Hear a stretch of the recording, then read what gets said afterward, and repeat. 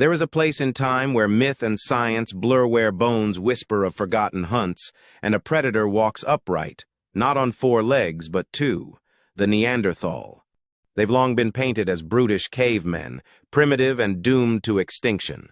But what if we've been wrong? What if their extinction wasn't due to inferiority but because they were far more powerful than we imagined? And what if the most terrifying predator of the Ice Age wasn't a saber-toothed cat or cave lion but Neanderthal man himself? Welcome to Prehistoric Shadows. In today's expedition through time, we journey into the frostbitten caves and blood-soaked soils of Ice Age Europe to uncover the terrifying strength, skill, and symbolism of Neanderthals, the apex predator you never knew ruled. In 2023, deep in the forested soils of Bavaria, archaeologists at the Seedorf excavation site uncovered something that would challenge our assumptions about Ice Age life. It wasn't just the discovery of bones, it was a revelation about power, survival, and the blurred line between predator and prey. They unearthed a partial skeleton of a cave lion Panthera speleon animal known to have reigned as one of the top predators of its time. These lions could stretch over 10 feet in length and weigh more than 800 pounds. To the Neanderthal, this wasn't just a threat, it was the embodiment of death. But this skeleton wasn't ordinary. A close inspection revealed deliberate, narrow cut marks consistent with butchering. Even more telling was the puncture wound to the third, rib-deep, clean, and shaped by the thrust of a weapon.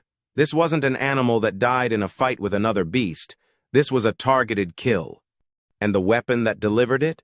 A sharpened wooden spear, likely fire-hardened by Neanderthal hands. This wasn't scavenging. This was an ambush. This was an execution. It wasn't just the lion that was being hunted, it was our assumptions that were about to be torn apart. Let's take a closer look at the murder weapon. In a world without metal, without bows, and without modern leverage tools, Neanderthals turned to nature and mastered it. The spear used to kill the cave lion didn't have a stone point. It wasn't lined with obsidian or tipped with bone. It was, by all accounts, just a sharpened piece of wood. But don't let its simplicity fool you. Experimental archaeology has shown that fire-hardened wooden spears can penetrate deeply into flesh and bone when wielded with precision and force. And Neanderthals had both. Their muscular frames, coupled with shorter, stockier limbs, made them ideal for close-range thrusting. These weren't spears meant to be thrown from afar. These were weapons of proximity, of risk, of personal confrontation. Ballistics tests simulating the Seedorf wound demonstrated that such a thrust could indeed cause a puncture identical in shape and depth. That means Neanderthals not only understood how to craft such a weapon, but how to wield it lethally. They didn't need complexity, they needed effectiveness. And effectiveness is what they delivered again and again. The spear that killed the cave lion may not have had polish, but it had purpose, and that purpose was death. It also represents something greater, a level of technological and anatomical understanding we don't typically associate with prehistoric humans. They knew where to strike, they knew how deep, and they knew when. That knowledge, passed down through generations, was nothing less than a form of unspoken science etched not on parchment, but in muscle memory and instinct. When most people think of Neanderthals, they imagine brute, strength-clumsy fists and primitive grunts. But emerging evidence tells a different story. The real power of the Neanderthal wasn't just in their limbs, it was in their minds. The kill at Seedorf wasn't chaotic. It was calculated. The location of the wound low on the rib cage suggests the lion was lying down, possibly asleep or already injured. To approach a resting predator, to strike with enough force and accuracy to pierce through hide and bone without triggering an instant counterattack, requires more than courage. It demands foresight, timing, and tactical intelligence. Neanderthals were ambush hunters. They tracked prey, mapped landscapes, used cover, and likely coordinated with others. Their brain size was, on average, equal to or larger than ours, and while their cognitive style may have differed, it wasn't inferior. They could plan, they could problem solve. They could predict behavior both human and animal. We also have evidence from other Neanderthal sites of complex behavior, the use of pigments, possible burials, and symbolic objects. This was not a creature merely reacting to the world, it was an individual navigating it with conscious thought. When that lion died, it wasn't the result of chaos. It was the culmination of an idea, a tactic, a plan, executed with surgical precision. In this case, the lion wasn't just bested by strength, it was outwitted. And that shift from strength to strategies, what redefines Neanderthals as not just survivors, but apex predators. The cave lion wasn't just another beast in the forest. It was the king of the Ice Age dominant, feared and nearly untouchable. Killing one was not only a physical feat, it was a statement, a transformation of status. And the Neanderthal who stood over its corpse became more than a hunter. He became legend. Cut marks on cave lion paw bones suggest careful removal of the claws, not just for consumption, but likely for display. The paws weren't torn off in frenzy, they were separated with precision. In cultures across the world, from the Maasai of Africa to the Scythians of Central Asia, wearing the skin or claws of a predator was a ritual act, a sign of maturity, power, or divine connection. What if the Neanderthal was no different? Picture this. A stocky figure, wrapped in the pelt of a lion, enters a gathering. He doesn't need to boast. The claws that sway on his chest, the faint golden fur across his shoulders, they speak for him. This wasn't just decoration. It was a declaration. I faced death, and I won. The lion, once a symbol of primal fear, was repurposed into a symbol of dominion. Through this act, the Neanderthal may have not only survived his world, he mastered it, wore it, became part of its mythology. Perhaps even their early rituals, the foundations of human spirituality, were born from moments like this, where blood met belief and survival met significance. There's a haunting question at the center of this story. Why would a Neanderthal risk everything to hunt a cave lion? The answer may lie not in survival, but in psychology, social meaning, and ancestral legacy. Cave lions weren't typical prey. They weren't hunted for meat in large numbers. They weren't passive. They were the predator's predator. To stalk and kill one wasn't about hunger, was about power. Some researchers believe such kills were symbolic acts of initiation, tests of leadership, or even rites of revenge against a deadly rival in the food chain. Modern parallels can be found among indigenous cultures today. The Maasai of East Africa once practiced lion hunting as a rite of passage, proof of courage and adulthood. The San people of southern Africa are known to intimidate lions off kills to assert dominance. And in ancient Rome, soldiers wore lion pelts to declare their supremacy in battle. If Neanderthals saw the cave lion as a symbolic threat, a monster whose defeat granted status, the hunt becomes more than just a moment of danger. It becomes a performance, a story, a legacy passed through generations. And consider this. Perhaps it wasn't a lone hunter. Perhaps it was a group, coordinated, strategic, celebrating their kill, not just as survival but as identity.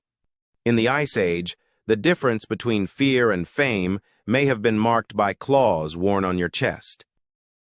More and more, we are learning that Neanderthals didn't just kill, they remembered, they honored.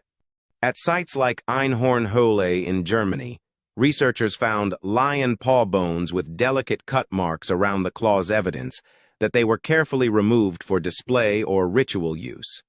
And it doesn't end with lions. Eagle talons, fossil shells, red ochre, all found in Neanderthal contexts, not for utility but for meaning. These weren't cavemen grunting in caves. These were humans expressing something profound through art, adornment, and perhaps even belief. Some archaeologists now argue that the symbolic world of Neanderthals was far richer than we once believed. They buried their dead. They marked territory. They may have told stories through objects, through memory, through silence. In this light, the cave lion becomes more than a kill. It becomes a totem, a spirit, a challenge faced, a fear conquered, a myth made tangible. The claws hung around the neck, the pelt draped across the back. These weren't just trophies, they were symbols of identity, proof that the hunter had entered the domain of death and returned. And in the echo of that story, we glimpse something startlingly familiar. We see ourselves. In modern imagination, Neanderthals often occupy the role of the hunted beaten back by changing climates, diseases, or the arrival of Homo sapiens. But discoveries like Seedorf flip the script. They show us something far more dangerous. Neanderthals weren't running from predators. They were challenging them. When a human being stares into the golden eyes of a lion, it isn't just a survival contest. It's a confrontation between instinct and will. Neanderthals stepped into that arena willingly with sharpened spears, group tactics, and nerve forged by necessity. They didn't bow to the apex predator, they became one. That transition from prey to predator is more than biological. It's philosophical. It speaks to a creature that didn't just endure its world but sought to master it. That saw threats not just as things to avoid but as challenges to overcome. It's a psychology of risk, of confrontation, of transformation. And that's what makes the Seedorf discovery more than just a fossil dig. It's a monument to the moment when man, or something very close to man, looked fear in the face and didn't flinch. They weren't waiting to be forgotten. They were writing their story in tooth marks and clawed trophies, long before ink was ever invented. The Ice Age eventually closed its frigid curtain on the Neanderthals. Whether through climate shifts, competition with Homo sapiens, or genetic absorption, they vanished from the living world but not from the soil, not from the bones, and certainly not from the truth. For decades, they were caricatured as evolutionary failures, primitive, mute, and doomed. But the growing record of symbolic behavior, tool use, strategic hunting, and social depth is forcing us to rewrite the story. And in that retelling, the Neanderthal emerges not as a footnote but as a chapter of humanity's own soul. They didn't merely exist, they thought, they mourned, they chose bravery over safety. The lion's rib pierced by a wooden spear is more than an archaeological fact. It is a window into a mind that feared and yet fought, into a society that marked memory with objects, into a people that walked the line between human and legend. Their strength wasn't just physical, it was existential. They lived in a world of cold, teeth, and silence, and filled it with survival, symbolism, and echoes of something deeply human. Every fossil, every punctured rib, every scraped talon brings us closer not to strangers but to forgotten kin. So what do we learn from the shadow of the Neanderthal? From the silent bones of a lion that once ruled the mammoth steppe?